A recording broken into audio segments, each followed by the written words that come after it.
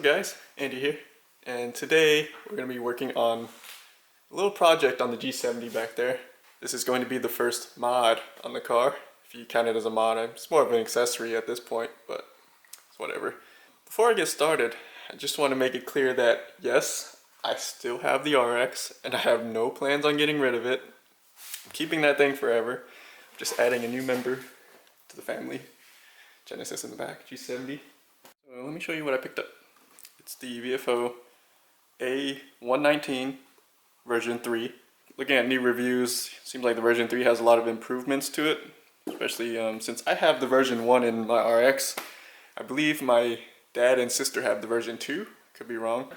This one, I'll be using version 3, which is the improvement, and it's supposed to have improved night vision still.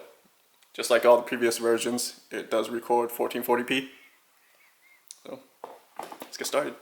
Things first, I apologize if this seems out of order. I'm actually filming this after I did the install. I didn't think about doing the vlog until after I finished the job, but I figured I'd show this to you guys in case you ever wanted to do a dash cam on your cars.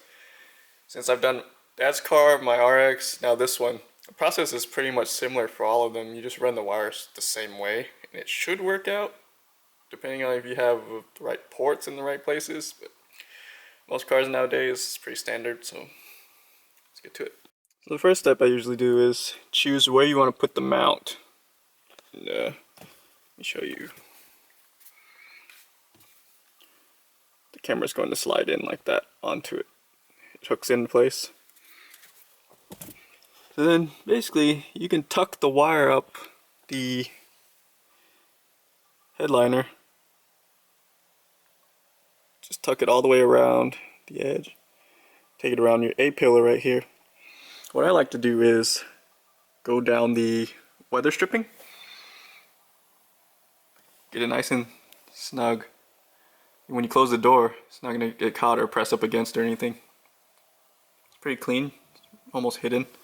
That part's kind of tight, I couldn't really tuck it. So when you get around to the bottom of the glove box, there should be at least some point you can use a zip tie or two. I tucked my wire behind that bolt right there. And then there's a little notch up there. I used one zip tie and then fed the wire to the left some more towards your center console area. So if you just keep following along the center console here, you might want to move the chair back to make some clearance, but you just keep tucking it along. I don't know where you can see it, the wire, and then I just fed it back up.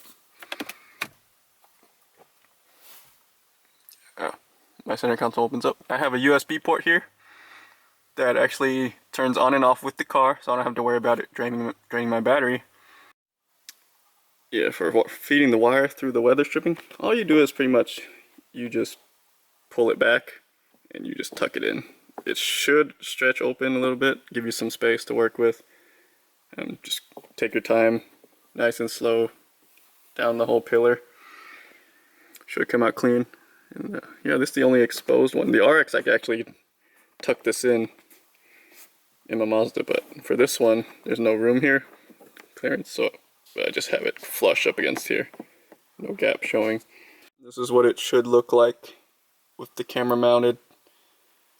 Power is going into the GPS mount in the back, so you can get GPS coordinates, your speed, miles per hour, kilometers, whatever you choose. Yeah, it'll display all that info when you play back your video. But yeah, but for this particular model, yeah, on the side here, you can plug in the power directly to the camera and use the non-GPS mount if you don't want, because the GPS mount is optional. But figured 10 bucks more for that. And having the GPS mount, having the power, you can remove and reinstall the camera without unplugging anything, which makes it pretty convenient. And on the left side here, probably can't see it too well, it has the micro SD slot here. As you guys could see, it was a super clean install. It took about maybe 15 minutes, just mainly running the wire. That was probably the longest part and finding the right spots for zip ties down below. Super clean install. I mean, if you look at the car, you won't even notice there's wiring unless you look at the dash cam. But the wires running down and below to the center console, you won't notice that if you weren't looking for it. So very clean install, easy to do. Anyone can do it really. Don't really need any tools other than zip ties and maybe a cutter. Cut them short after you tie them up. Before I go, I'll give you guys a quick demo of what it looks like when you start up the car and once it fires up.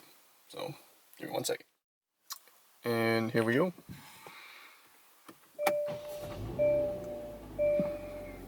Camera should be getting power now. Red LED is on. Screen should come on in a second. And it should auto start recording. How well you can see that. I have settings on 1440p, 30 FPS right now. See, GPS is saying 0 miles per hour right now. And on playback, it'll have that in the bottom of the screen on your recording, along with your GPS coordinates and the camera model. Yeah, you see the mic icon, it's recording audio, wide dynamic range is on, you got your date, time. Yep. That's all there is to it. So I hope you guys found this video useful, and at least helpful if you're trying to do a dash cam install yourself. I will post the links to the camera itself, GPS mount, and the SD card I chose in the description box below. It'll probably be Amazon links. And if you have any questions, put a comment below. Give me a like, thumbs up, subscribe if you want to. There'll probably be more videos in the future of mods coming along. Probably for the G70. We'll see what happens with the RX. I don't have any plans for it right now. But next thing coming on this car, window tint, definitely. And probably the silver trim around the door windows, probably gonna wrap that in black. That's gonna look really nice with the dark tint windows. It's gonna be blacked out. So yeah, see you guys next time.